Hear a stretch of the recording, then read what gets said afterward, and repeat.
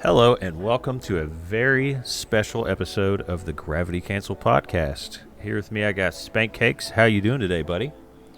I'm doing good, just reached platinum the other day in one, so I'm feeling pretty good about Brawlhalla right now. Very nice, very nice. So, you got anything in particular we'll be discussing today? Yeah, so I wanted to talk a little bit about, just in general, not necessarily in Brawlhalla, because of our special guest today.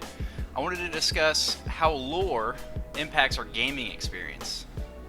Okay. So, how important is lore to you in video games?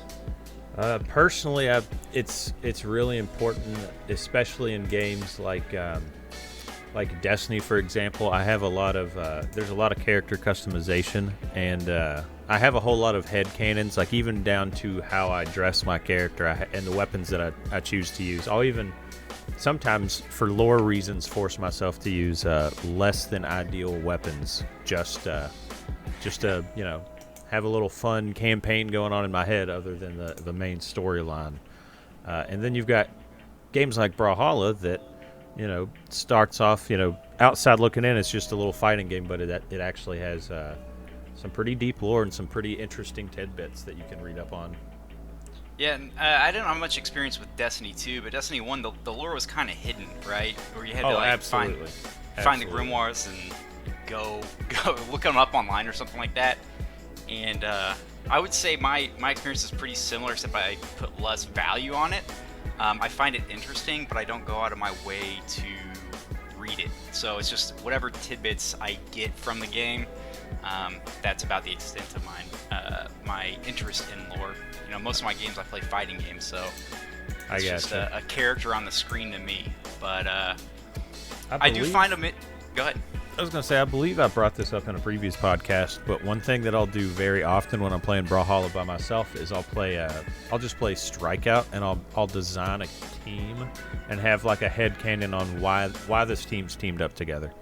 And I'll even have like themes like everybody's got some robot skins, and you can make a pretty good Strikeout team around like mech outfits, or more like corrupted evil ones from like the first battle pass, for example. But I'll do that all the time, and I'll make up stories in my head while I'm playing Strikeout all the time. So you make up your own lore to complement the in-game lore. Absolutely. So that will introduce us to our guest and why we talked about lore. Baron Dipitous, how are you doing today? I am quite well, thank you. It's great to be here. Thank you. So you're a bit of a lore master yourself. A bit, yeah. Very recognized throughout the community. Can you give us a short introduction to yourself and why you like Brawlhalla lore? Certainly. So yeah, Baron Dipitous. For some reason, some people struggle to know how that's pronounced, but I just say it rhymes with serendipitous. But yeah, so good job. But anyway, yeah. So in real life, I'm a librarian. That may not be entirely a surprise. An academic librarian. But among my hobbies, like I love Dungeons and Dragons. I love video games, especially Nintendo games, and I grew up on like Super Smash Brothers and stuff. And I came across Brawlhalla in 2018, and so as a free game on Steam. I think that's how a lot of people were introduced to it. Found a free game on whatever system they were on, and I tried it out, and I haven't played a Smash-like game in a while. And I ended up really enjoying it. I really like I'm very much sort of a kid at heart. I'm much older than most people in the Brawlhalla community. I think all three of us are. Yeah. Right. Yeah. So we are. So with most of the community being like between the ages of like 14 to 18, there might be a few, especially maybe pros, that are like in their early 20s. But myself and whatever, I feel old a lot, but it's fine. I love it. Honestly, yeah. So what else as a bit of an introduction? as I say on my Twitter profile, I'm a librarian. I'm a family man. I got my master's in library science. Yes, that's a thing last year. Wow. So that's really interesting. So I am and most like big librarian jobs require that kind of a degree. So I have that. I'm been a dungeon master a lot more than a D&D player.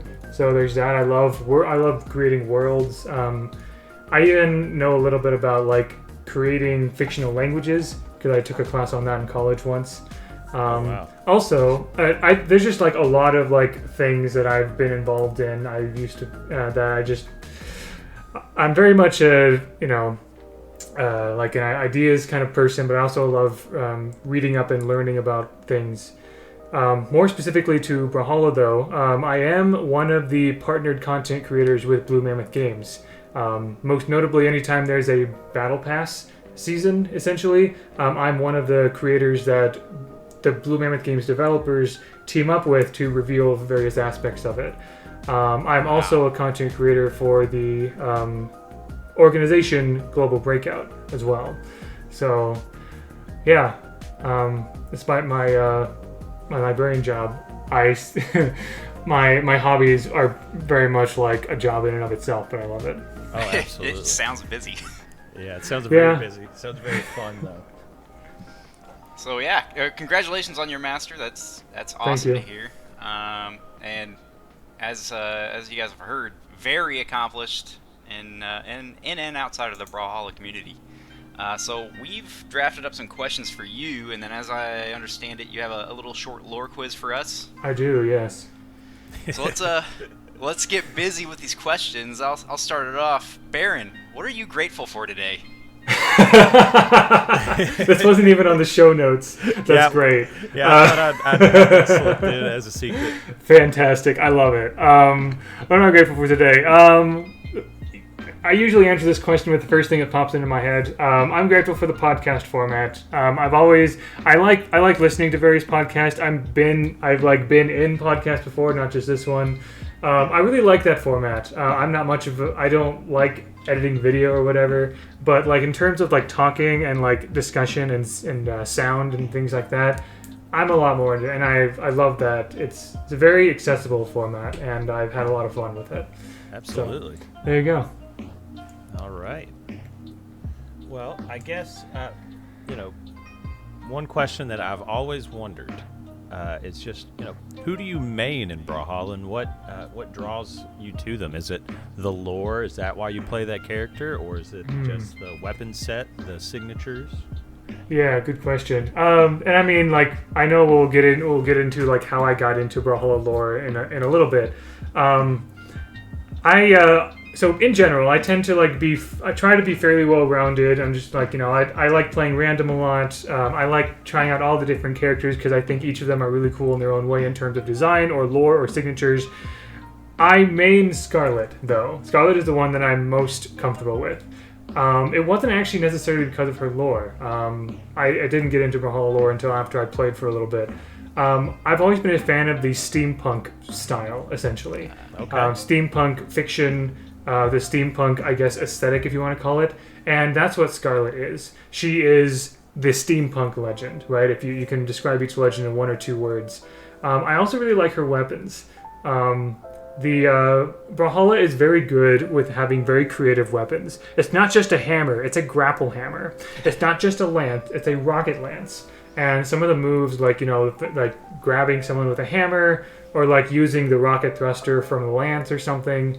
So that combined with steampunk is why I main Scarlet. Also, I will argue that one of my top two favorite skins is the Halloween Bewitching Scarlet, where Scarlet, it looks like a witch, and she has like a cauldron hammer and a broomstick lance. The other one is Baron Azoth for obvious reasons, but Bewitching Scarlet is definitely my favorite skin, and yeah. So it was the steampunk aesthetic that drew me to Scarlet at first, along with her weapons. Oh gosh, I really wanted to play against you until I found out you play Scarlet, because I play so poorly against Scarlet players. Lance is my weakness. I think it's both of our weaknesses, that and Scythe. You know, and you complain about Hammer a lot too. It's just because Scythe is my weakness. Scythe is my weakness, definitely. I mean, I'm low gold on a good day, so I don't know how bad it would be against you. At least my Scarlet. Anyway. I am also low gold. Spank Cakes. Oh, okay. So Spank Cakes likes to pay people to recover his count and get him to platinum. That is not a fact. That is not a fact. So yeah, Scarlet's cool main. I don't have much experience with Scarlet other than raging whenever I play against her. But I really very like cool legend. That she looks like a tinkerer, and I really like that trope. And there's I know Spank Cakes isn't a big anime fan, but in My Hero Academia, one of the big three animes right now, there's a character that is very reminiscent of her. She's not necessarily as steampunk, but she Hatsume, I believe, is her name, and she like makes like customized suits that'll go along with like Hero's powers to kind of give them a little bit of a boost. Yeah, I'm not familiar with My Hero Academia as much, but I have seen Full Metal Alchemist Brotherhood, and I believe the character's name is Winry, the sort of this tinkerer who helps repair the main character's arm and leg. Yep. So very much that kind of thing, yeah. Absolutely. It's all over my head. Anyways, next question for you. How did you get into Brawlhalla lore? Yeah, so this is a big question that a lot of people ask. So basically, I've always loved, like, especially when I got into D&D like 5 or 6 years ago. I've always loved, like, you know, storytelling and like building worlds and things like that. And I love exploring worlds. I actually don't read books a lot like nowadays, but I rather like explore the worlds of games and like movies like MCU and whatever. So when I come across a game like Brawlhalla, I mean, you know, I played it at first because like, oh cool, like I enjoyed Smash Brothers Melee and Brawl and whatever when I was younger and everything. But then one day I saw the Meet the Legends tab in the main menu of Brawlhalla, and I'm like, oh, what's this? And I saw there's a lore tab for each of them. And I started reading all of them, and I'm like, okay, that's kind of cool. Like, these are hilarious and epic, like little backstories for each of them. That's really cool. But as I kept reading, so I decided to read through all of them at one point. You know, why not? Like, I started with Scarlet lore, and then I read all the others. What really got me interested, though, was the fact that there were all these connections, these implied connections in the lore. For example, Scarlet lore mentions a Baron von Evilstein. That's kind of like her nemesis, if you will. But then in Sentinel's lore, there's mention of a Josh von Evilstein. I'm like, wait a minute. Is there a connection there? And then also like MBFC, the Myers Baby Food Corporation, or Miami Dome. That's brought up several times for like Ada and Val, and even a little bit in Barraza. You also, like, you know, Lance Star Champion comes up a few times. You got Artemis who wants to kill Orion. You got like all these various like bits and pieces and things that keep coming up, like the Fangwild Forest, for example, comes up a lot. And so I just thought there's actually a lot more to this if people actually like read into this. And so I thought, okay, there's got to be some sort of like wiki out there, right? That like focus that kind of goes into the connection to the lore, right? I'm not the only one who looks at this. So I looked at I think there are 1 or 2 Brawlhalla wikis out there, like fan-made wikis. Yeah. There's probably like one main one. And they don't really say anything about the lore except just copy-paste. And I was kind of surprised by that. And actually by this time I had already made a lore wiki for another series called Apsir, like Apsir Incorporated, which is a series of mobile and PC games that kind of like the MCU have its own continuity and developing thing, and it's all like this from this indie developer in the Philippines. And so I made a lore wiki about Apsir Incorporated, and that's still ongoing. And so I thought, well, if there's no lore wiki for Brawlhalla, maybe I should just make that. And so so I made brawlhallalore.blogspot.com, or the title of the site is Brawlhalla Lore and Context, because not only are there so many connections in the lore, it's clear BMG did their research, did like historical and mythological research into this, right? With the most recent battle pass, absolutely. Yeah. So like the most recent battle pass with like Norse mythology and everything, they go into some obscure things like there's a mention of like Ymir, and there's a mention of like like of Niflheim and all these like creatures and things and whatever. But even like just in the lore without the battle passes,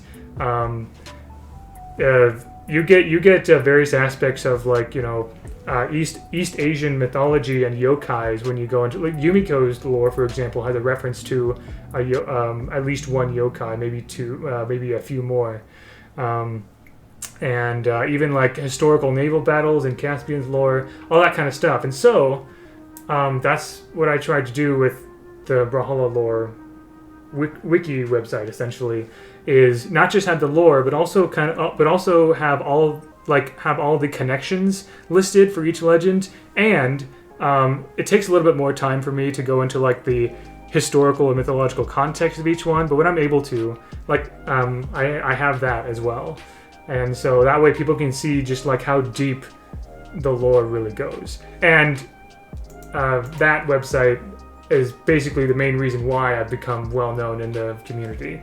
The BMG developers took note of it. I became a partner in like early 2020, and just kind of went on from there. Wow, that is super. I loved your video. Your whenever you talked about earlier how partnered creators get to kind of announce parts of the battle pass. Whenever you went over the weapons and their names, that was super interesting. Yeah, and so that sometimes the developers like maybe have an idea of what certain creators do. Like there are some partnered creators that are artists, right? Jade Wares and Tatai Furkim and Lemon Empress and others. Like they do art, right? Yeah. YouTubers do videos. I'm not exactly categorized as a content creator. I kind of do a bit of everything, unless you call me lore master, I guess. And so I basically just tried to find each time I tried to find a fun, whether it be fun ways to do my reveal, whether it be a quiz, or in this case, because I got the weapons, I thought, I'll make a PowerPoint presentation about the mythological context behind each weapon's names, right? And the developers were like, cool, go for it. And so I just did my own research. They didn't really give me a whole lot. And so that was me just literally like doing website searches and looking up sources about like, okay, Ymir, what is Ymir a reference to? Or like the name for the bow and things like that. So that was a lot of fun. I enjoyed it. And I taught them something about it too. They're like, I don't know why we called this weapon this, but I'm glad that Baron was able to explain it to us. Yeah, I also like putting a bit of an academic spin on things as well, because I am an academic librarian, and so that's kind of a little bit of my sort of like thing as well. So I had too much fun with that presentation. Are you the only one that works on your website or the wiki? I am the only one. Yeah. They're like a few people in the past have like offered to help or whatever, but usually they end up like not being able to help all that much. Or like they're like still in school or something and everything. So it really is. So the wiki unfortunately like sometimes gets behind a bit, but I do try to at the very least keep it up to date with each legend, their lore, and the connections. And like I said, the context sometimes takes a bit more time. Like for example, I don't think I've completed the context section for like Mako, Magyar, and Reno, but hopefully sometime I can take the time to get into like, Magyar is a reference to like the Hungarian language. What does that mean? And what does that have to do with Batavia and, all that kind of stuff. Wow. So, that's awesome. Yeah, it is. Yeah. So some things we've already learned in this podcast is there's obviously a lot more to Baron Dipitous than just being the Brawlhalla lore master. So that kind of leads me into the next question. Other than Brawlhalla, are there any games that you just head over heels with the lore? Like, what else? I guess I already asked the question, so. Yeah, no problem. So I did mention Apsir Incorporated before. It's not nearly as well known, although that was the first time I really got into making a lore wiki for something. I don't plan on making a lore wiki for anything else. Having two is already enough. But if anyone likes Apps Are Incorporated is very much like a sort of it takes all the best elements of like horror, mystery, creepypasta, puts them in puts them in accessible mobile game like format and things. And again, it's made by a really creative Philippine indie developer. So that's really cool. But to go beyond that and just lore that I love that I won't like become the lore master of, but the Zelda series, I've always been a fan of the Zelda series. For sure. And I love, like, as messy as the whole timeline thing is for Zelda, I still love it. I think it's really cool. I love the connections they have with each of the games. And I have the Hyrule Historia. I have those books, right? For fun, the Hyrule Encyclopedia thing. Also, in the past year or so, I've really been getting into the League of Legends lore a bit. Not too deep. Like there's already like well-established lore masters for Zelda and League of Legends, so I don't have to like. I don't want to like go too deep and like neglect things like Brawlhalla and other things. But I got into Legend of Runeterra before League of Legends, and Legend of Runeterra definitely makes use of the world that they've created, that Riot Games has created. And then that led me to the lore master of League of Legends, which is Netcrit. And I've watched a bunch of his videos, and that's just a really, really expansive, nuanced, and creative world there that continues to develop like inward and outward. I'm really impressed by that. I've never played a From Software game, but I really like their approach to lore with the Dark Souls games, and with Bloodborne and so forth. Maybe it'll happen with Elden Ring as well. I really like taking bits and pieces, giving bits and pieces of lore here and there, and allowing you to piece it together if you want. Because that's kind of like what I did with Brawlhalla a bit. And I really like that style of, although Dark Souls can get a bit obscure at times, but when done well, I think that sort of style of like, if you want to get into it, go for it, and it's really interesting. So I'm sure there are others, that other like lore worlds that I could get into, but those are the ones I like the most at the moment. Yeah, I've beaten all 3 Dark Souls games, and I don't have any clue what I actually played through. But I have watched a few videos, and a 10-minute video taught me more than I learned in hours of gameplay. And then League of Legends, I played League of Legends for 3 years or so. Again, didn't really care too much for the lore, but I love the game, and the bits and pieces that I did get from it were super interesting. It's just I focused all my time on the gameplay. And also with League of Legends, like I love the fact that you may or may not have heard of Tellstones, which is this little game that you can actually buy that's in the League of Legends world. So I did buy that, and I love that I can like have this piece of like League of Legends lore, and it's a really simple like mind game that's actually played in the world or something. So stuff like that where you can interact with lore, and that's probably why I love Dungeons and Dragons too. But yeah. See, I tried to play League of Legends like years and years ago, like whenever it was like pretty new. Gosh, I can't remember what year it was. It was 2016, 2017, sometime in that time frame. But don't know anything about the lore, but I am a huge KDA fan, and I think that's one of the most interesting things that League does is they're like alternative universes and stuff. And they've got this like K-pop group, and they actually produce really good music. I've been impressed by the KDA and their other music groups as well. I'm actually a Sona main in League of Legends and Wild Rift. So, and Sona does appear in a couple of the music stuff. So, yeah, I like that.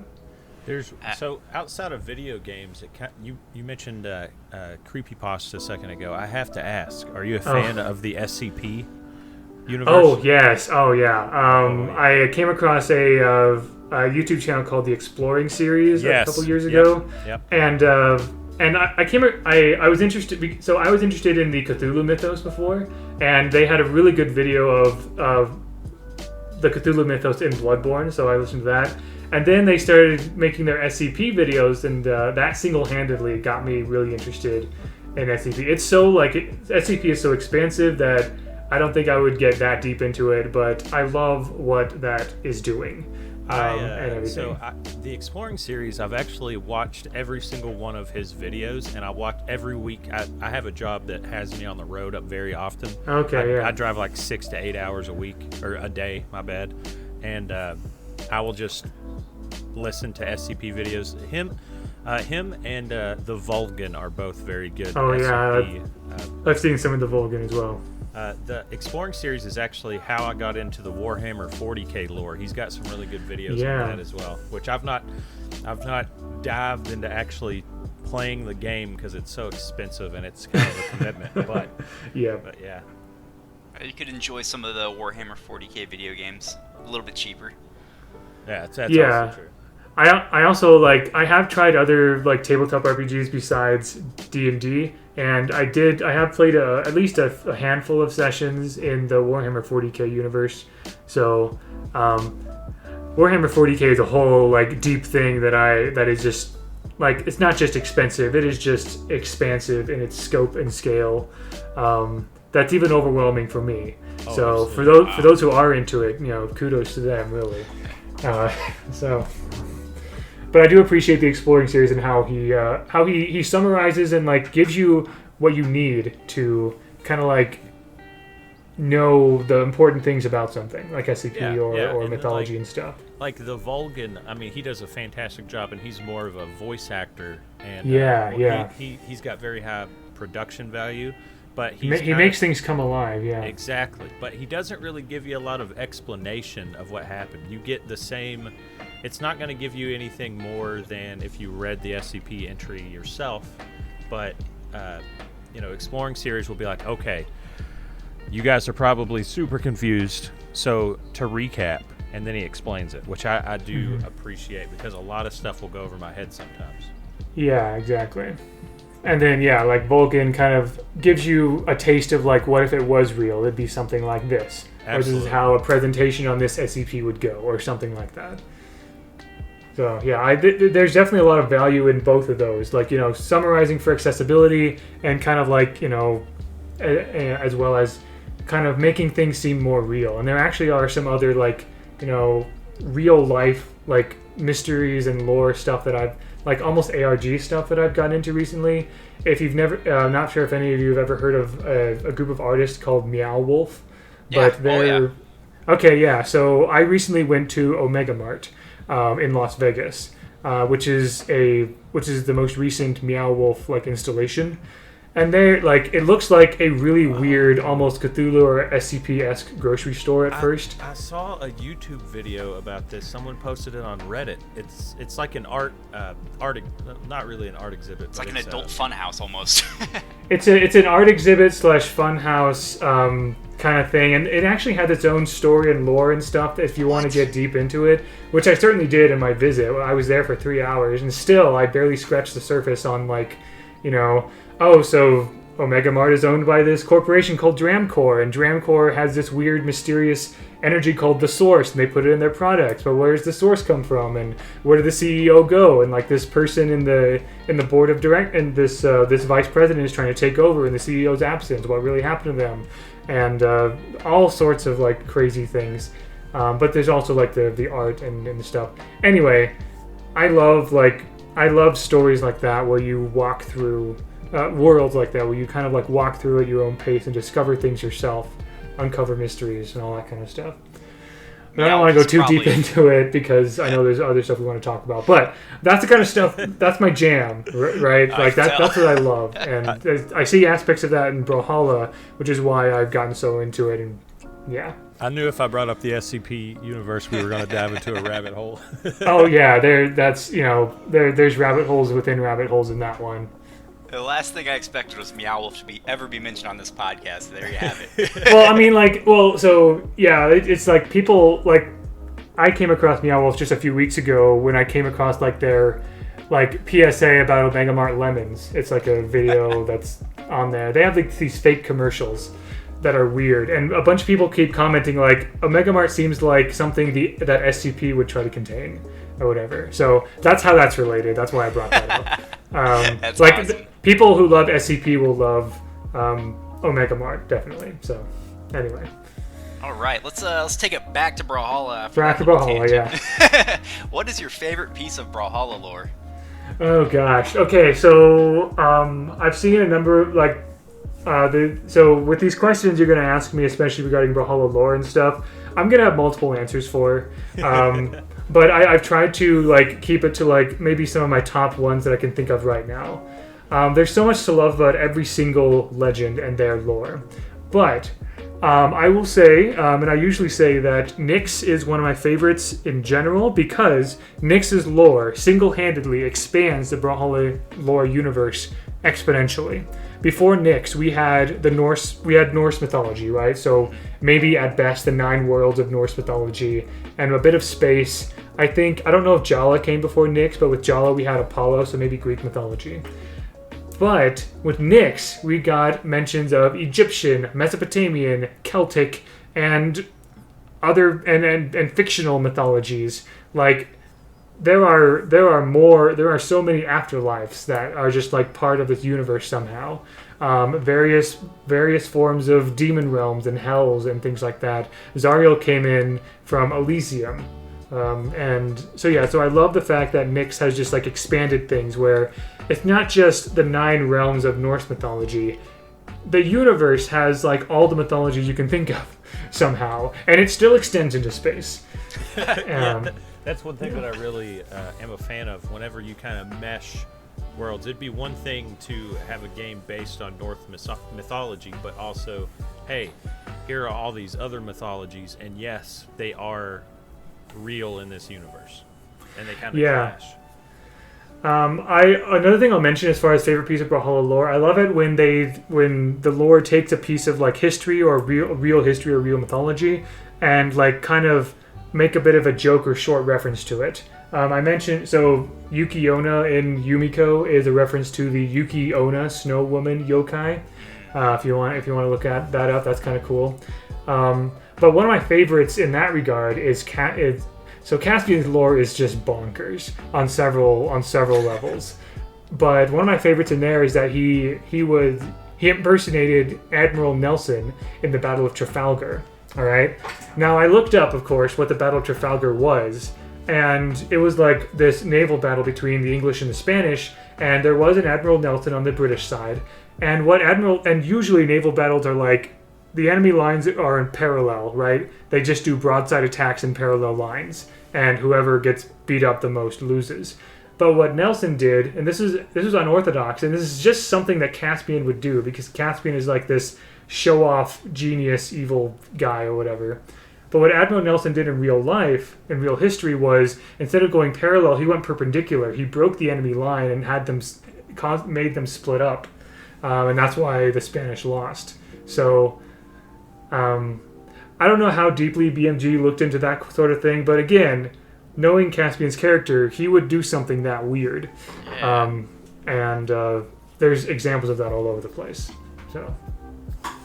Yeah, you got me wondering, how much does BMG really look into this, or do they just, find something that sounds a little bit interesting and then plug it, Yeah, I don't know. Sometimes it seems like they went pretty deep, and sometimes they just kind of oh, this is cool, right? And I think it's both cool, and I probably think way too much about it, and I'm fine with that.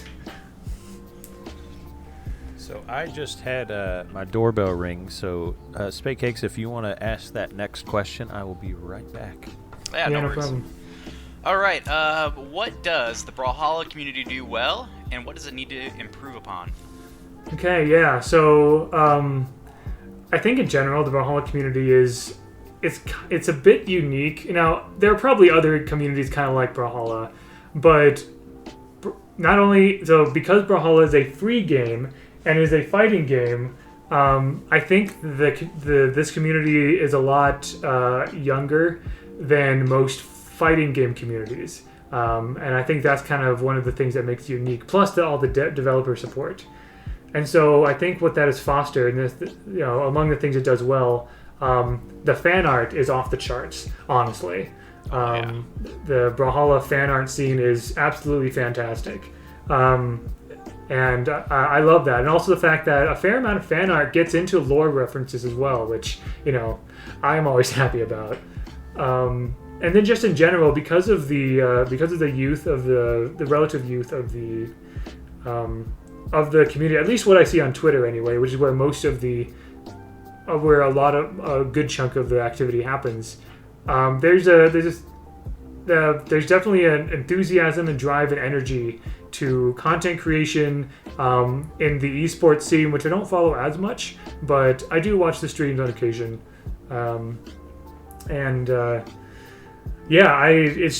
It's honestly just a joy to be a part of, really. It's just been a lot of fun being in it as Baron Dipitous, and just kind of like interacting with people, giving and feeding off that kind of energy and enthusiasm, with the art, with the clips, with the videos, and things like that. So much to explore there. So, but yeah, I think there's a lot to love about the community. Certainly interesting that you're asked about what I think it could improve on. I imagine a lot of people would talk about like the community, quote unquote, being toxic or whatever. And yeah, I could certainly see that. In general, like I can think of two main things that I think two general things the community could improve on. First of all, because there's a lot of kids and teenagers, just in several ways they kind of need to chill sometimes. Not just with like what they might say in post game chat or things like that, but when it comes to being tilted, when it comes to like talking about drama sometimes, I think sometimes I think it comes into content creation as well.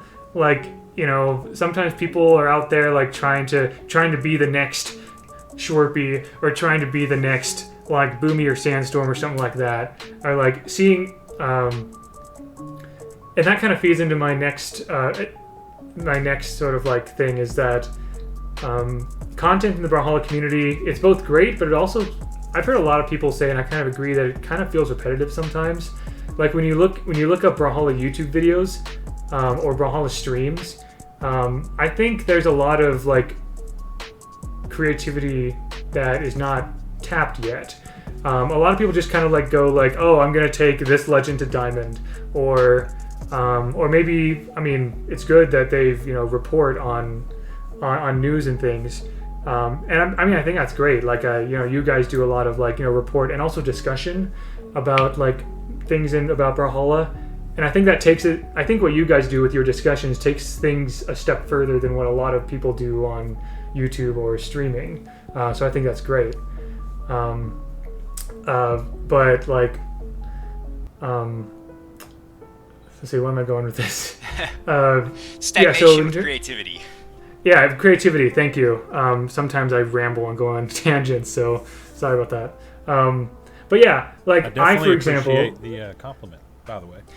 Yeah, of course. I haven't listened to a lot of your podcast, but from what I have heard, like, I like the fact that you make it more of a discussion, more than just like, kind of reporting news, reporting that kind of thing. Yeah.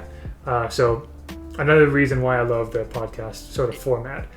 I think. But anyway, Rox and I saw just a gap there with the way content was created in the community, and it didn't seem like anyone was talking about stuff outside of the game. Yeah, I think that's the thing. Yeah, like the game mechanics and stuff, or like kind of just continuing, just kind of reiterating what they see on what I see on Twitter and stuff. Some examples of things that I've tried doing to varying degrees of success. Like obviously it's Brawlhalla lore wiki, right? I think that has certainly shaked things up a bit and has certainly increased interest in lore, and I think that's helped a bit. There was one time where I was working on an audio drama with Brawlhalla, like using the Brawlhalla IP. I was inspired by someone who made like Brawlhalla Legends in a mafia universe kind of setting, and I thought, ooh, what if we made an audio drama, film noir audio drama with that? And so I tried doing that, and I was able to get I and a bunch of other people were able to make 10 episodes out of that, with plans for more, but it kind of like fizzled out a bit because I was a bit in over my head. I think a lot of people also do that. My girlfriend Wesley to apply. She doesn't play Brawlhalla or anything, but I actually tried to get her to apply to be one of the voice actors, but she kind of chickened out. Oh yeah, yeah, definitely. Yeah, I think that audio drama thing is an example of like people have talked about what if Brawlhalla was an anime, or what if Brawlhalla this or whatever. Like I've even seen a couple people, myself included, trying to make like a dating sim out of Brawlhalla. But again, like there's a lot going on to it. But you could. There's enough lore and like there's enough meat there where you could do that. And so I think there's just like so much that people could do with not just like in the game. Actually, even in the game, like I don't see enough bubble tag content. I don't see enough Kung Foot or Horde mode or Brawlhalla or whatever. Like so much of it is just like 1v1s or 2v2s or experimental. Yeah, or playing with viewers on stream, or those kind of things. Yeah, which I mean, there's value in playing with viewers on stream. I do that on occasion as well. Like people like to like feel included with like,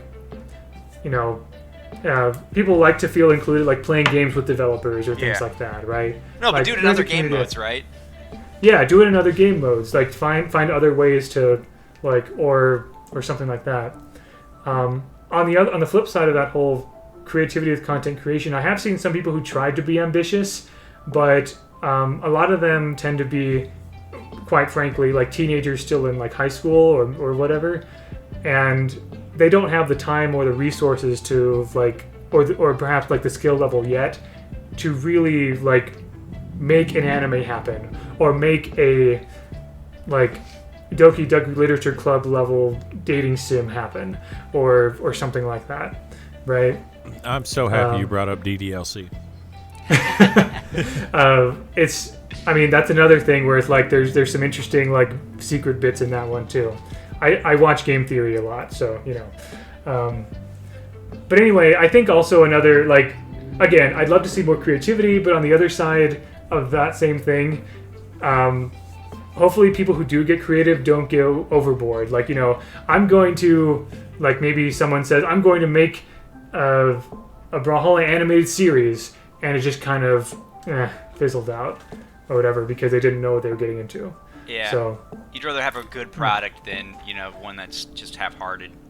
Yeah, and I mean, like, again, with the Brawlhalla Underworld audio drama thing I tried, I think there's definitely value in like that show's potential, but it also kind of shows that you need people who are actually dedicated in the long term and who also like. Again, the community is relatively young. There's a lot of ideas, a lot of ambition. But I think that's another aspect of like, maybe chill a little bit, like, recognize what you're able to do and know that, no, you're not going to make the next Ruby or something. But you can take steps to like improve your skills to do that. Right. So yeah, it's also very interesting that, sorry to cut you off there, Spanky, but that you brought up Ruby because for a long time I wanted to make Brawlhalla content, and then I kept failing and just like getting discouraged, and I was like, what can I do?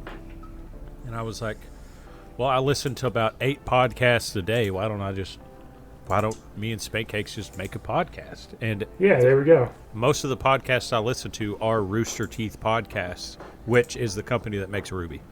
Right. So. Yeah. Yeah. Going back to what you mentioned with needing to improve on toxicity and the relative age of the community and drama and stuff. I think it is important for us older, the older generation of Brawlhalla, to set the right tone for people and kind of foster a more positive play environment. Which I know whenever I was like 16 to 18 and I was playing Halo, I was very toxic. Oh, so, yeah. I kind of get it. That's just kind of how teenagers are. But then there's like sometimes whenever I go off in like experimental and then I'll like get a little too excited and I'll hit them with a salt taunt, and then at the end of the game I look at their username and I was like, that's probably a 12-year-old on the Switch. I need to I struggle with that too because of my fighting game background, and you want to give people something for them to cut their teeth on, but you also want to do it in a positive way. So it's I think it's something important that the I'm glad you mentioned it, because the community does need to work on that and just be a little bit more positive. You can have fun and banter back and forth, but there's a certain level of it that you need to chill with. Yeah, exactly. And I mean that's definitely one of the major things that I certainly because I know, like, myself being like older, like I think that is definitely something that I can like try to be like, if I'm not a YouTuber, if I'm not a YouTuber or a streamer or an artist or whatever, I can at least be like a good community member or something, right? I think that's a lot of like the value I try to give in the community. And that's one of the reasons why I like doing my almost daily "What are you grateful for?" tweets, right? I do that because I place a lot of value in gratitude and reasonable optimism. But I think it also helps a lot of people kind of like, I think we all know from experience as teenagers, it's hard to see how things will be further in the future. Yeah. You kind of see how things are now, and like you might get worried about, things falling apart, or like someone insulting you in the moment. But as you get older, you kind of realize like, You can kind of see things in greater perspective. So I don't think there's ever going to be a solution to the whole like the kids need to chill out thing, because new kids and teens are going to get into the game because it's free. Like there's going to be a consistent stream of people getting in and out of the game, right? So I think it is really more of a sense of like making sure that we do help foster a feel in the community, so that people who do come in see how things are and follow along. Yeah, because that'll maintain throughout people falling in and out of the game. As long as that standard's there. Yeah. Anyways, that was a really good conversation. I really enjoyed that. Yeah. I like talking about things like that. It's something that I care about, and that I like to think that I'm at least doing a small part in helping with. Yeah, this has been an absolute blast so far. Which brings me to probably my favorite question that we came up with. How often do you theory craft your own legends or lore for Brawlhalla? Oh man, okay. So, the Brawlhalla lore definitely has a lot of holes in it. And that's by design. I know for a fact, I've asked some devs about this. I know for a fact it's by design. The developers want to be able to keep doors open so they can fill it in later. Yeah. Or maybe also tease things for later. But I mean, there are a fair number of theories that I have about the lore itself. Like whether or not the Feywild Forest is Yggdrasil, who the fetch is Orion, and that's probably one of the biggest mysteries. Are we ever going to see Lance Star Champion again? That sort of thing. But my own legend and lore. So I don't do a lot of creating my own legends, but I've actually done it 3 times in the past for various reasons. One time I had an artist friend in the Brawlhalla community, Cyan Petra, or Cleopatra, I think she goes by now. She wanted to enter a make your own legend contest on Reddit, and she wanted to make a siren legend. And she asked me to write lore for it, and so I made lore for a siren legend and made connections with like the pirate Sidra or the pirate Thatch and that kind of thing. Oh, wow. That's cool. And like the artist designed did all the visual design and the signatures and everything. It was like a cannon spear legend or something. And so I incorporated the weapons into the lore, and I made like the standard 3 or 4 paragraph lore thing for the Utao was the siren's name. So I did that. And then there's another contest that I was in. I used to be a little more active in Amino. I don't use it that much anymore because I wanted to focus more on Twitter. But I made a alternative Scarlet called Dim Flux Scarlet. I wanted to know, like, what if Scarlet lost against Baron von Evilstein, and what if von Evilstein turned her into like his robot servant or something, and she who eventually got her own freedom. And so I made a lore for a Dim Flux Scarlet, which is a reference to the ether flux that's in Scarlet lore. So I made lore about that in this sort of alternative timeline kind of thing. That'd be a cool skin. I could read each of these lores if you wanted to, but like I still have them. But I also don't want to take too much time with each of these questions. The final thing I did, I actually made myself into a legend. I thought, what if Baron Dipitous was in the lore, right? So I came up with concepts for a canon orb legend of Baron. I thought about sword orb, but I chose canon orb because a play on words of the canon of the lore, right? Canon with one N. So canon with one N refers to like a body of literature or like canonicity of like what's official, whereas canon with two N's is the weapon. And then orb because Headmaster Fate, the Headmaster Fate skin has an Encyclopedia of Brawl book orb skin. Oh, I was gonna ask if the orb skin was a book. Yep. Yeah, it's definitely a book. And then I made kind of like this lore that loosely based on my experience with like how I got into the Brawlhalla community. Like, Baron is a librarian in Asgard or whatever, and he kind of like helped people appreciate the lore, and they got excited whenever like people with a history go in the tournament. And then Baron decided to wonder if he could possibly fight himself, go out himself and fight. Yeah. I don't know about spank cakes, but I would be absolutely thrilled to hear you read any of those lore legend or lore okay. tags if you'd like. Pick your favorite one. My favorite one. I'll read the Baron one, just for fun. All right. Okay. So, and I also include, and like each lore has like quotes at the start of it, so I have that as well. So, Baron, Canon Orb, the Lore Master. Baron literally knows everything that has to do with the Brawlhalla universe because he made an entire website for the lore. But he makes bad puns too, so he sucks. Some jealous dweeb. That's actually a reference to Schwerpy's Battle Pass Season 1 reveal video. Schwerpy mentioned each of the partners at the time, and that's what he said about me. So I called him some jealous dweeb. The next quote is, contrary to popular belief, I don't know everything. I just know how to find what I need. And that's a quote from myself. As the story goes, even an ever-expanding universe can be full to the brim with countless planets, realms, and afterlives, as well as hundreds of great legendary warriors being brought to Brawlhalla regularly.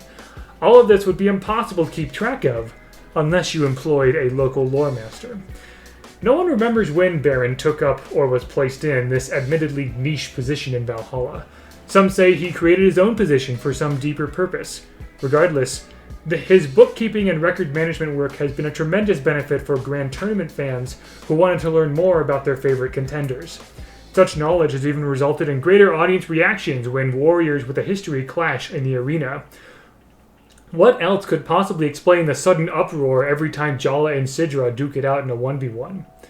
Ever since Lin Fei joined Odin's official ranks, however, Baron started to wonder if there could be a way to put himself on the map. One day, Odin was hosting a contest of the mind, a rare occasion indeed. Highly coveted prizes were promised to those who could demonstrate their quick wit and knowledge. Baron, feeling Odin's questions were far from an adequate challenge for any intellect, hosted his own smaller event that proved far more challenging. Once Odin heard of this, he started supplying prizes to support all of Baron's subsequent contests of wit. The rest, as they say, is history. Even before he entered the Grand Tournament himself, he has always been rooting for Scarlet, even though she's certain that he's von Evilstein in disguise and refuses to let him join her book club. While certainly not the strongest or the fastest fighter in Odin's arsenal, Baron is definitely one of the most knowledgeable, unless Sentinel decides to get a PhD in history or mythology. Oh, wow. I almost wanted to clap. I was thinking about it too. I have a question. Was there a reference in there to how you would do the lore quizzes and be able to give out community colors? Yeah. So back in September of 2018, which was when Brawlhalla had a back to school event, right? The dev said, "Hey, we're gonna give out." So this was when community colors were much more coveted, right? And maybe and like that the rarity of certain things goes off and on, right? But it was more rare at the time, and a lot of people wanted them. And so the dev said, "Hey, we're going to give community colors to people who answer lore questions." And I'm like, "Ooh, great! This is my thing." And then the lore questions were things like, "Who is the hero of Batavia?" And I'm like, "That's so easy. It's Diana, obviously. Like, come on! Like, these are weak sauce questions." And the same for the other 2 or 3 questions after that. And so I kind of like made my own tweet saying, "So Blue Mammoth Games' questions are weak sauce, are obvious." I think someone happened to I happened to have an extra like community colors code somehow from like someone I knew. And so I'm like, I'll give a community colors code to someone who can answer these 5 harder lore questions. And so there was that. And then Blue Mammoth Games themselves DM'd me on Twitter saying, "Hey, we noticed your quiz. Here's 5 more community color codes. Have at it." And so I'm like, "Oh, great." So I made more questions. And then later that month is when I got the DM from Blue Mammoth Games saying, "Hey, so we're trying out a new partnership partnered creator program, and we'd like you to be one of our partners." And that's really, and ever since then, all of my weekly lore quizzes have had prizes given to me by the developers because I'm a partnered content creator.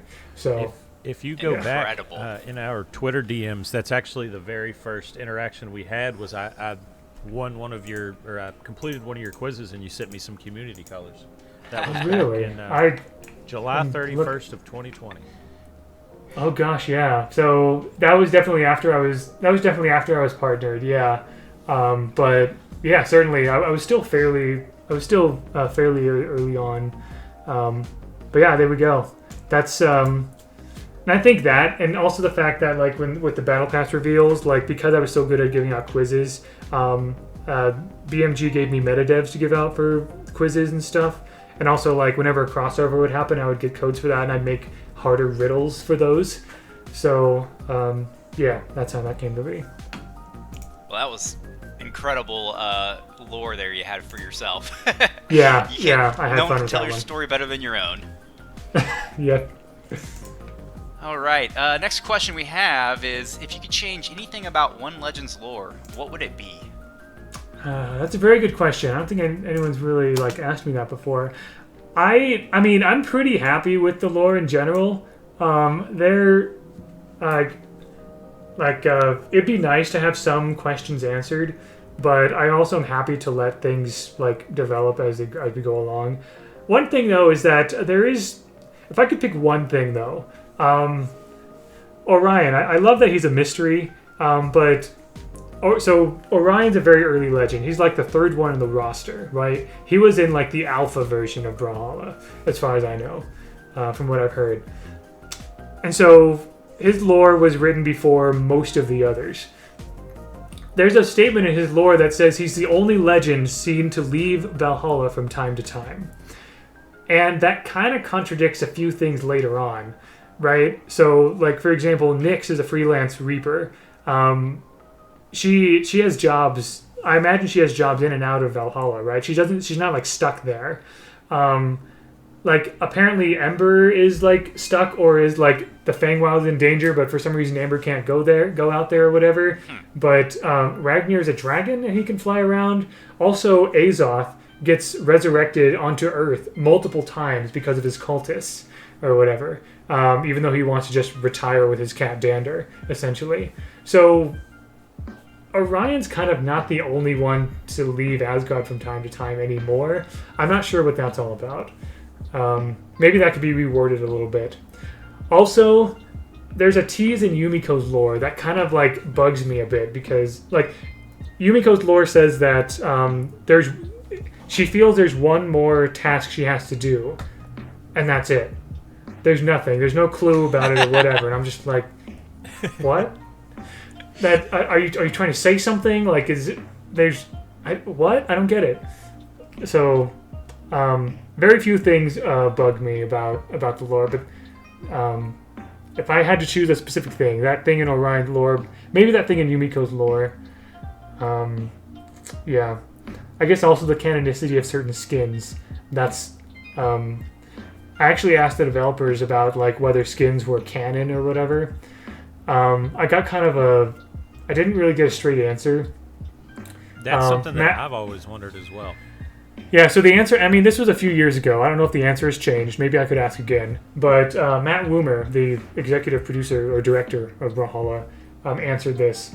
He said that certainly some are canon, some are not.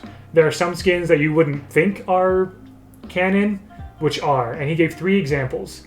No, 2 examples of this. He said Molten Core and Apocalypse Mirage were canon, even though we might not think they are. Okay. I guess. And there certainly are some skins that are obviously canon. Like, we know now that Poseidon Thatch, like, you know, Thatch is Poseidon. Like, we already know that. Yep. There are some that are obviously not. For example, I don't think Ready to Riot Teros is canon. There are some silly ones, right? So... Okay. Yeah. Very interesting. I had never actually considered alternative costumes being canon. I thought it was just like Halloween dress up, you know? I mean, that's kind of what I think of most of the time. I think most skins are not really canon, but then you get the skins that say like Iron Legion Teros or something, and that's a reference to lore. Yeah. Or Exalted Order Jiro or something like that. So sometimes skins are like references to lore, but they might not. I don't know. Whatever. I try to ignore skins for the most part, if I'm being honest, in terms of lore. Also, crossovers. The canonicity of crossovers is in question, but I kind of just consider them being like visitors. I don't think they've died to get there or whatever, but like they have access to portals across the multiverse. I'm sure, you know, WWE people are just visiting. I like to think Macho Man ended up there. I mean, Macho Man maybe, like, you know, but... yeah. So, as someone who really likes Strikeout, I would say that's probably my most played playlist. Yeah. Lore-wise, who do you think would be the most interesting Strikeout team? Oh, gosh. So, once again, I have several answers for this. So, I mean, it's good that you gave me these questions beforehand. That way I could, like, think a little bit more. Oh, absolutely. So, I appreciate that. There are honestly a lot. You could go with. A few that come to mind include like, so there's the band, the Techno Fantasy Europop band. Strikeout only allows you to have 3, and the band has 4 members. So you could have 3 of the 4 band members, which are Fate, Isaiah, Olgrim, and Ada. So you could have like some band members there. Like I said, the Order of the Exalted Lion is something that comes up a lot. And there are more than 3 of those. But you could have, for example, Jala, Sir Roland, and Diana. Those are like, you know, from old to new. Those are Exalted Lion. Or you could have like Sir Roland, Diana, and Isaiah as well for like Exalted Lion stuff. We have 4 Japanese legends, but if you just go with Japanese sword legends, we have Hattori, Koji, and Jiro. That would be a really good trio. With actually a little bit of history there, because Koji killed Hattori's husband. There was a time when I thought Jiro was Hattori's husband, but some Battle Pass missions have deconfirmed that. You can have a Batavian sort of like theme as well if you go for like Volkov, Onyx, and Magyar, or if you want to swap any of those out for Caspian. A really fun and obscure trio is the Hide and Seek trio. So Wu Xiang's lore, of all things, mentions that Jiro, Caspian, and Kaya they play hide and seek each year. So there's that. This is not exactly a lore thing. Well, it kind of is. You could say that Kor, Rayman, and Magyar are like limbless legends, essentially. Oh, I like that one. That's a good point. So there isn't really a connection between Magyar and Kor and Rayman, but Kor and Rayman are said in the lore to have an awesome, amazing handshake. So I can imagine that Magyar could do the same thing, because Magyar is like 100 souls possessing a suit of armor. So there's that. There are 3 native Asgardians, so you have Brynn, Thor, and Olgrim. There are 3 legends who have interacted with a race of intelligent primates called the Primordials, and those 3 legends are Nash, Scarlet, and Ember. The Primordials are mentioned in each of their lore, so you could do that. Oh, they're kind of really loosely. That I know nothing about. I'll have to look into those lores. So yeah, so the Primordials are not mentioned a whole lot, but they're basically, so again, Nash, Scarlet, or Ember. The Primordials are these, like, imagine a Planet of the Apes kind of thing. But Nash, so the Primordials probably like rose to power during the caveman days, but Nash hatched the first real plan, and he like defeated the Primordials with an avalanche. But I guess they kind of stuck around because then they, Scarlet and Ember fought them. You could also have a really cool team of bad guys as well. So if like Azoth, Vrax, and Cross are definitely like 3 like evil bosses essentially. You could even put Mordex in there if you wanted to as like a traitor. So yeah, I had a hard time finding like specific groups of 3, but there are definitely lots of like little like smaller groups that you could have there. I guess yeah. So lots of possibilities, and those are a few that came to mind. Which one you rolling with, Rox? Who you taking into Strikeout next? I like hide and seek. If there's one, maybe the hide and seek one's fun. If there's like one legend that you definitely want to be in a strikeout team, perhaps I can think of a strikeout team that could work with that one. What you got, Rax? Let's go with Petra. Petra, okay. All right. So because Petra had her own gang in Terminus, you could put her with like Cross and Azoth if you wanted, because each of those were leaders of their own following.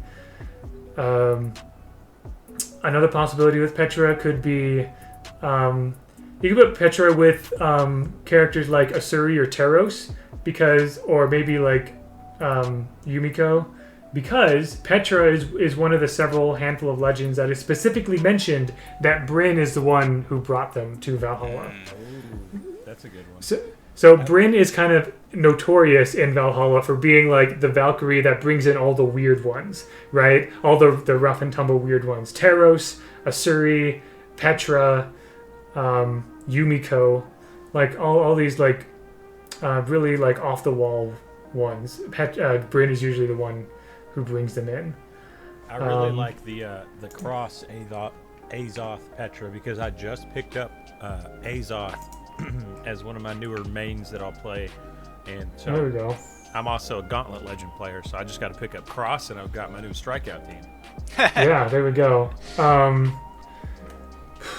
Let's see. Yeah, for Petra, I was trying to think of like others that are like being corrupted by something or whatever. We don't have a lot of those, honestly. I guess if you wanted to,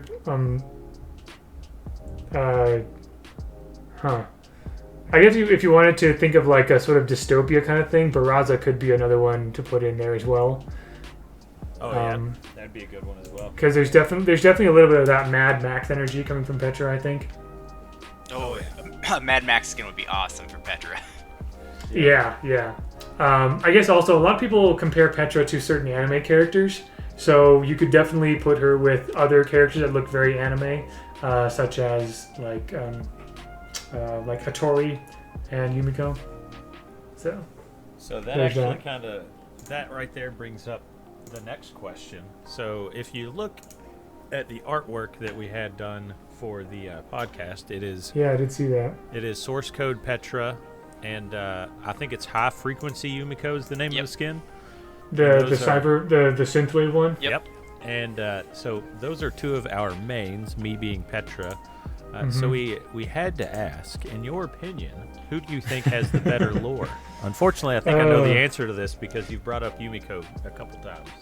Well, I mean, so when people ask me which legend has my favorite lore, that's hard for me to answer because I think there's something to love about all of them. I love Yumiko for the fact that like there's references to yokai in there. There's a reference to, I think, the Fangwild Forest as well. So there's a connection there. And also the fact that she's a kitsune. I think that's a cool concept.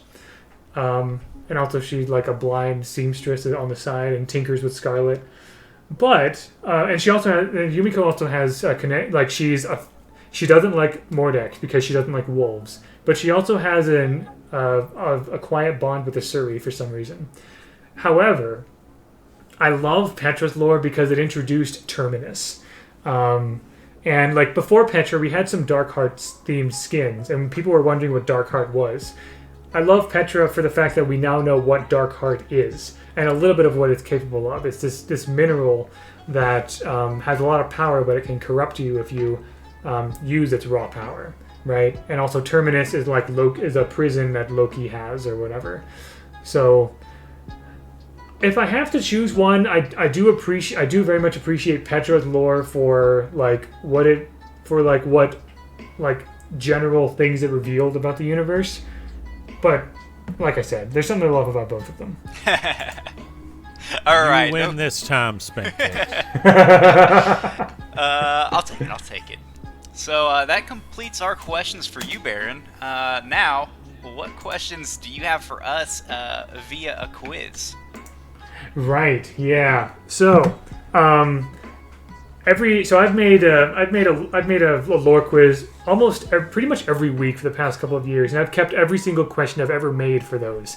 I've made over 200 questions apparently. Oh there was one time though where I've toyed with the idea of making like a quiz where like if you do well in this, you're actually a lore master kind of a thing, and so I pulled 10 questions from that. So these are a bit harder. But we'll see. Also, with these questions, every legend has a nickname of some kind. For example, let's see. What was Petra's? Petra's is the Dark Heart, or Bodvar is like the Unconquered Viking, and that kind of thing. Like each legend's lore has a nickname, and that's what I use in these questions. Oh no. Anyway, Ed, I don't care what your score is. It's all for fun, right? So here we go.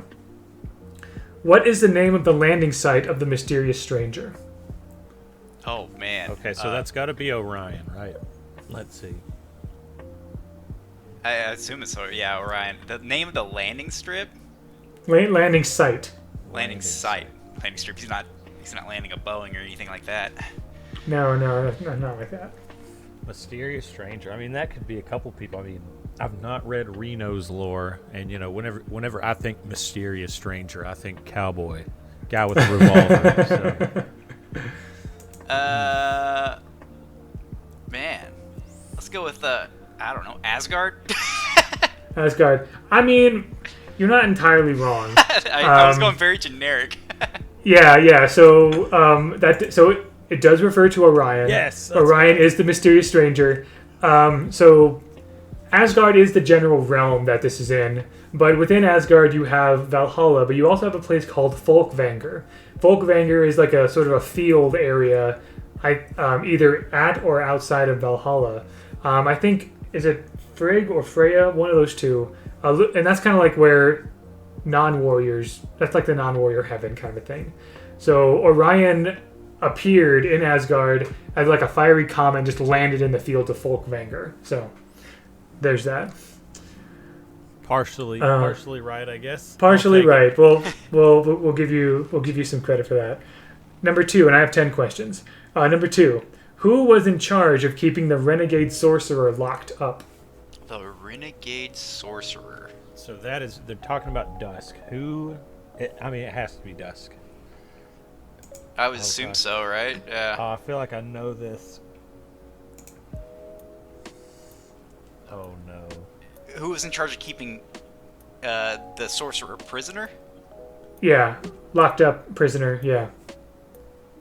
Because I'm pretty sure Dusk broke out of prison. Huh. Gosh. Let's go with Cassidy. Okay. I was gonna say Fate. Okay. This was getting a bit on the obscure side of the lore. So you're right, it was Dusk. So again, like I'm happy to give you credit where it's due, right? The Renegade Sorcerer is Dusk, and he did escape from prison. Specifically, he was in a place called Elondil Prison because the Elven King was upset with him for the fact that Dusk made the golems. The golems fought against Asgard. Asgard won. The elves lost. Dusk got locked up. The warden of Elondil Prison was someone named Illidan. So that was a bit, like I said, that was a bit obscure. Okay. But so yeah, that is it. Somebody who's not actually a legend to play. That is some deep. Not got yet. Some studying to do next time. Illidar's gonna. Who knows? Maybe we'll get Illidar. I don't know. Fate was teased back in Isaiah's lore, so who knows? But yeah. Question number 3: the Superbot traveled back to what year on Earth? Oh goodness. The Superbot. That's gotta be Vector. Yeah. Yeah, it's Vector. Oh, it's either 2012 or 2017. Traveled back in time. Yeah. Unless it was the year that Vector came out. Something says 2012 in my mind. Let's go with based on just a brief conversation Rox and I had earlier. Let's just go with the year 1985.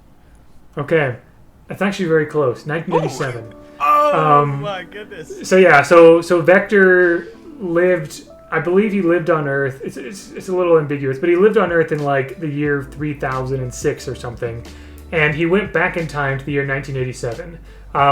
That's why, and he helped out Sentinel back in the 80s or whatever. It's said in his lore, Vector is kind of like a fan of the 80s. He speaks in Top Gun quotes a lot. Hence the Top Gun skin, the hotshot skin. Yeah, exactly.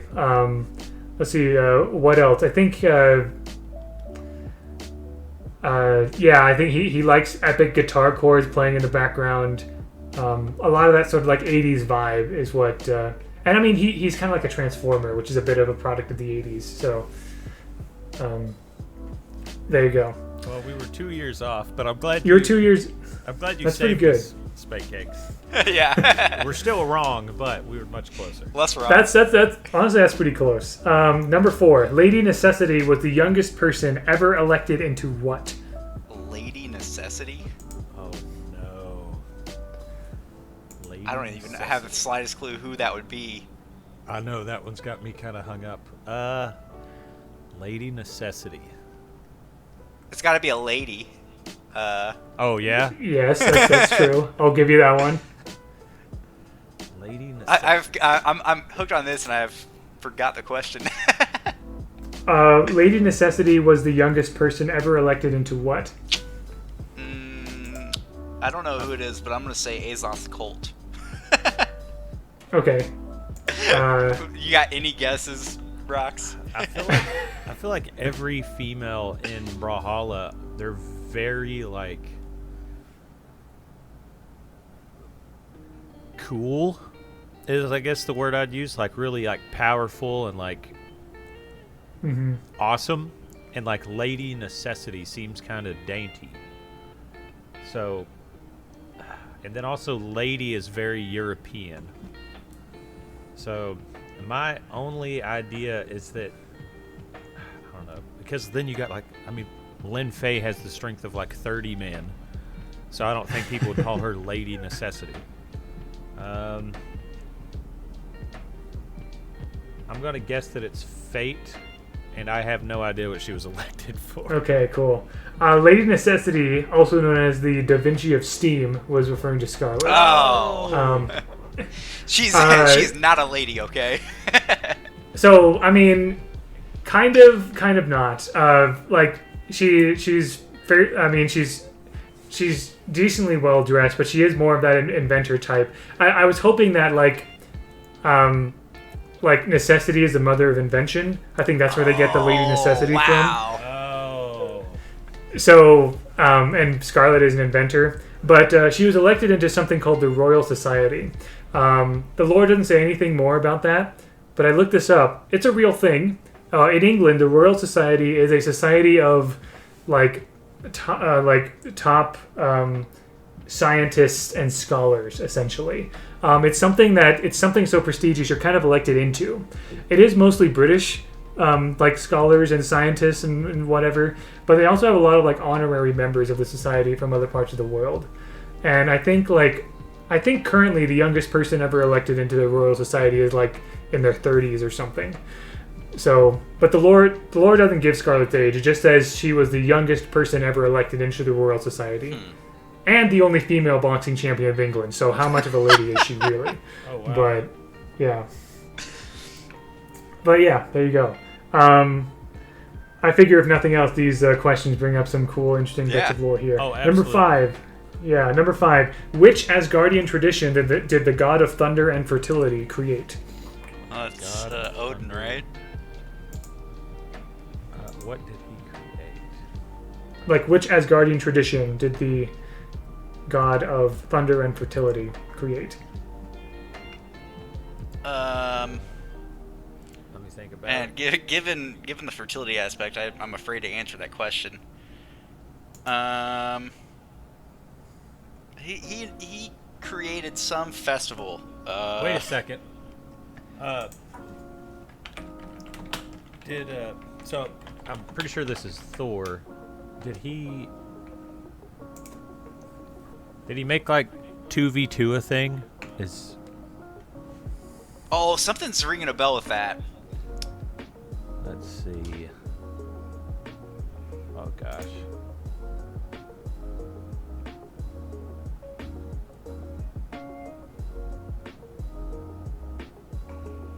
All right, I'm trying to think. Wait, isn't it? I want to say it. It's like a meme kind of thing. I'm out. I don't have any clue. All right, maybe I went too ham on these questions. Give us the answer. Sure. Yeah. So it was referring to Thor. He created the Asgardian tradition of bleacher jumping. So Thor, it took a while for Thor to become a legend, That's right? Like jumping in the game, jumping into the fight. Jumping into the fight, basically. Yeah. Oh, I knew it. I knew the answer. Wait, really?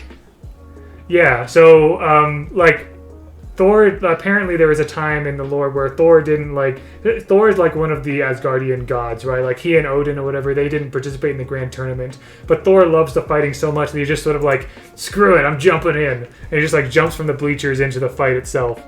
And yeah. Apparently, that became an Asgardian tradition that I don't know if any other people do that, but there you go. I wonder if that's a slight reference to the old Tough Man contest where they would let amateur boxers into the boxing ring. Oh, maybe.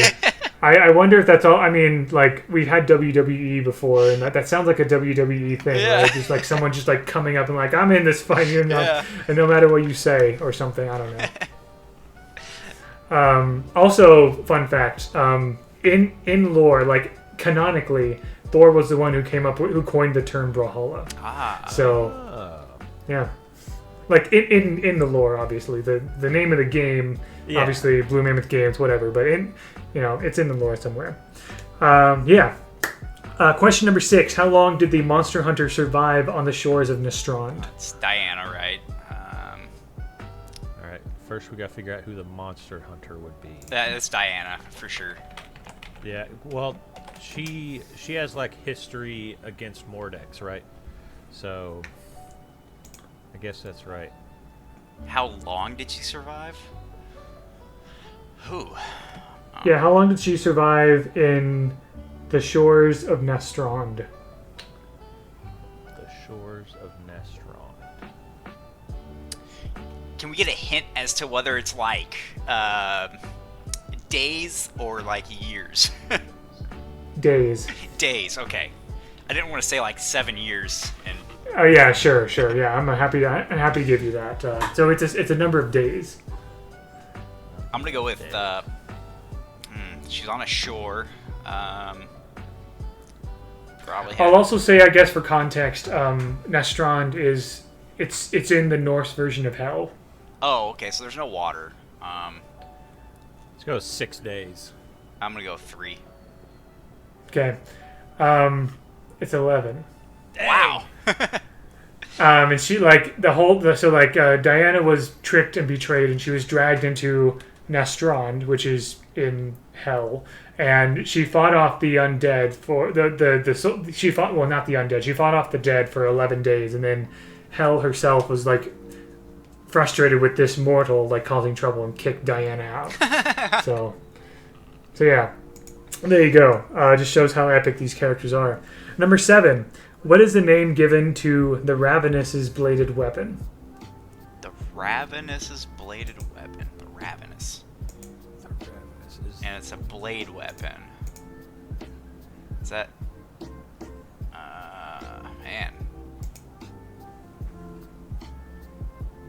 Ravenous. That's Someone with some teeth. Some mean teeth.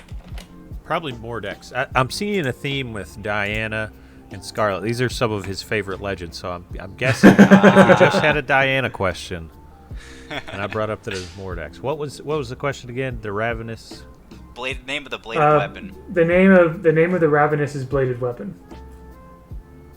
So a scythe, if we're going with Mordex.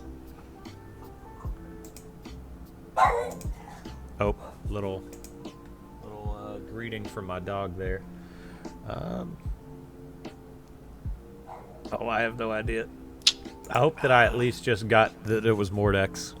It was Mordex, yeah. So Let's go with, I don't know. in the lore, and I think it's actually also the name of his actual scythe as well. It's called Cull, Cull. Oh man.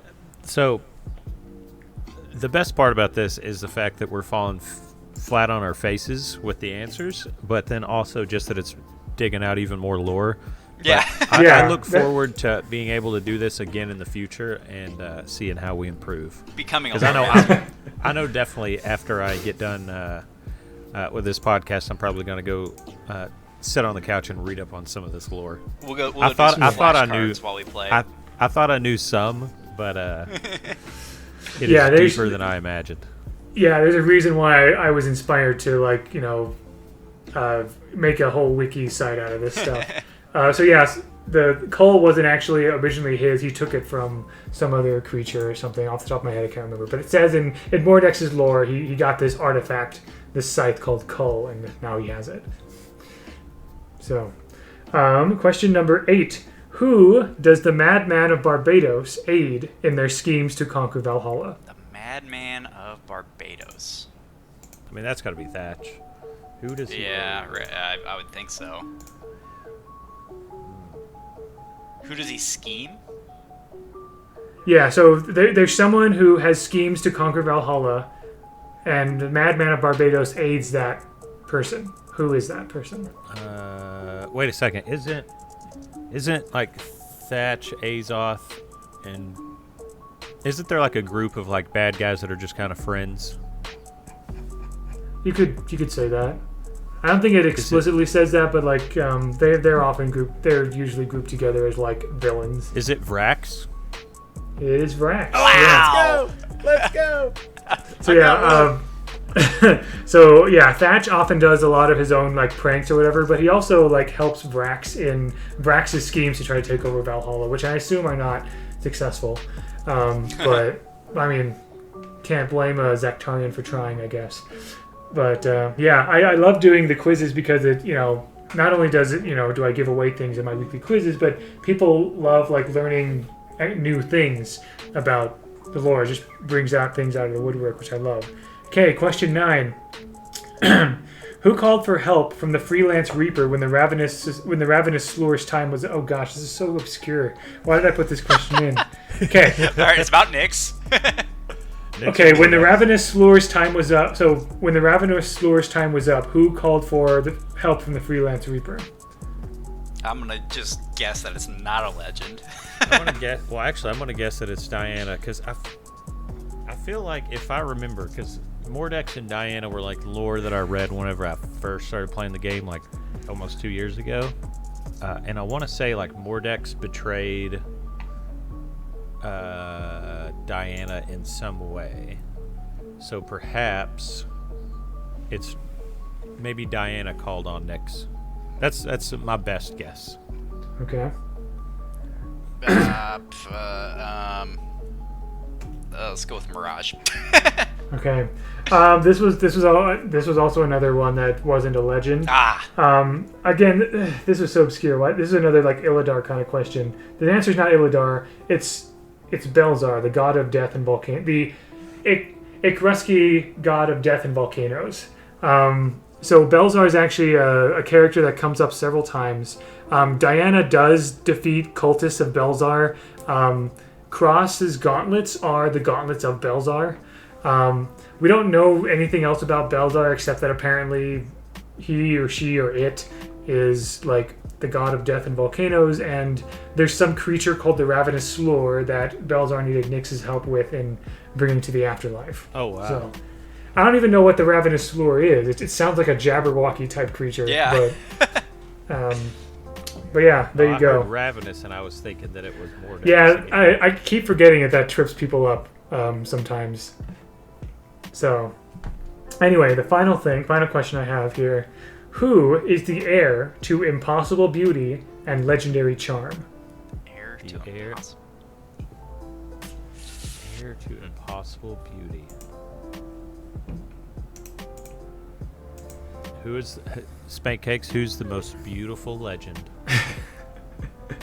I guess another way to put this is like, who is like, and by heir I mean like child, basically. Like it's kind of like they're the offspring of impossible beauty and legendary charm. Who's the most charming? The only thing I can Caspian. Caspian. No. I'm gonna go with Zariel. It's gorgeous.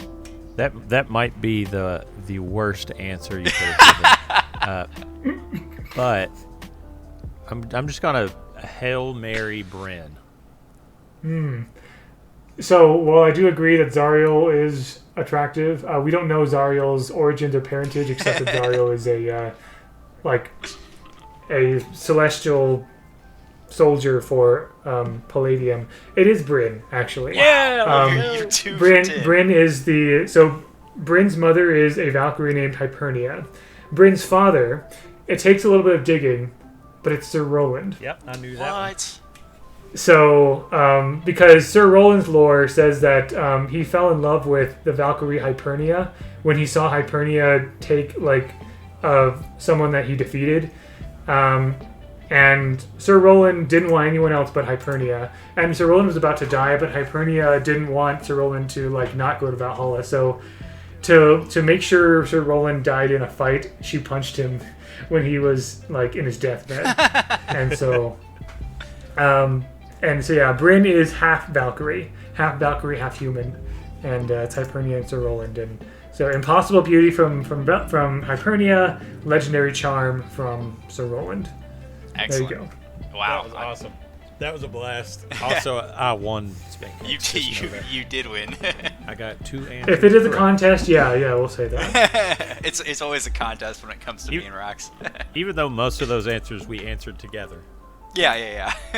No, I'll give you those 2. I was 0 help on those 2.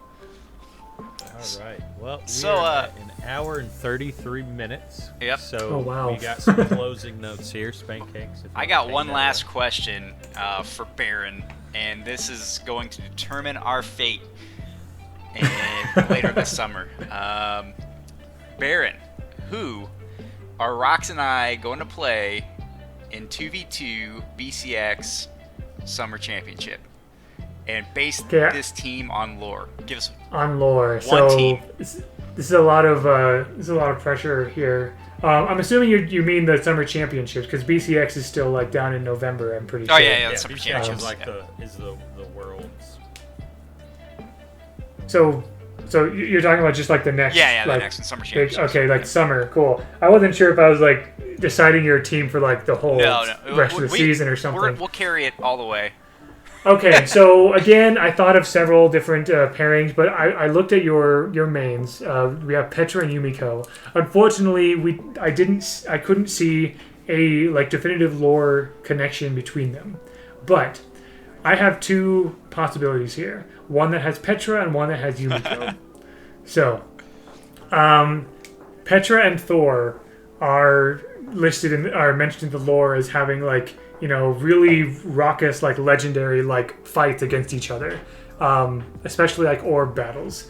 And so the two of them definitely could be a 2v2 pair. And then we also have Yumiko and Brynn, because I said before, Brynn was the one who brought Yumiko to Brawlhalla. And there's actually a nice little scene in Yumiko's lore about how, Yumiko fought a bunch of wolves and, in the final moments of the battle, a Valkyrie appeared. Without a word, Yumiko leapt on the flying horse and went happily to sleep. And so, and Brynn was the one who brought Yumiko there. So, we can definitely do those teams. Yeah, I have to actually learn Hammer now. Yeah. Well, so I mean, again, I don't know if I can give you just one, but there you go. Petra, Thor, or Yumiko, Brynn. I think those two are good lore pairings. Yumiko, Brynn, we've actually played before. That's pretty normal for us. That's a good one. But I'm digging the Petra Thor. Let's get some orb battles going. We got to get you a cool Thor skin. They don't exist.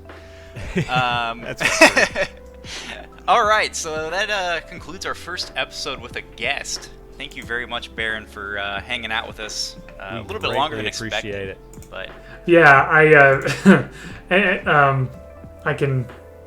This just goes to show I can just talk anyone's ear off about this kind of stuff. But and it's awesome. It's been a tremendous pleasure being here. I appreciate coming here, and I like what you guys do with your podcast. So thank you. Thank you. Hey, you want to plug anything you got going on? Plug your socials or any upcoming projects? Let's see. Well, I'm most active on Twitter.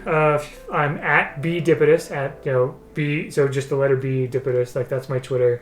And I guess most of my projects as Baron Dipitous have to do with Global Breakout. Global Breakout recently announced a mascot named GB. It's kind of assassin, this cute assassin-looking character, and GB the character is actually going to be streaming, we're talking VTuber type streaming. GB the character is going to be streaming, having her debut stream on Saturday, June 19th. I know a few other things in Brawlhalla are happening, but this stream is this is GB's first time streaming. It'll be a fun little friendly 2v2s competition with a bunch of Global Breakout content creators. You can find GB or Global Breakout on Twitter at actual GB or at Global Breakout to get more details about that. So, it's something I've been working with Global Breakout in kind of creating the character and everything, and I've been having fun with that. Awesome. I will definitely post a link in the YouTube version and the Spotify version as well to all of those socials, so anyone can feel free to check those out. Yeah. We'll have to check that out next weekend, the 19th. Anyways, thanks again for hanging out with us for episode 5. Catch you guys next time for episode 6. Don't forget to join our Discord so you can listen to us live. I know there's been a couple people pop in and out listening, but we'd love to be able to interact with chat, answer some questions, and just have some fun. But Baron, again, thank you for joining us, and hopefully we can have you again on soon. All right, thank you. Have you on again soon. Man, I butchered that one. Yeah, thank you. Peace. Okay, so I just stopped the recording now then? Yep, perfect. Man, that was a blast.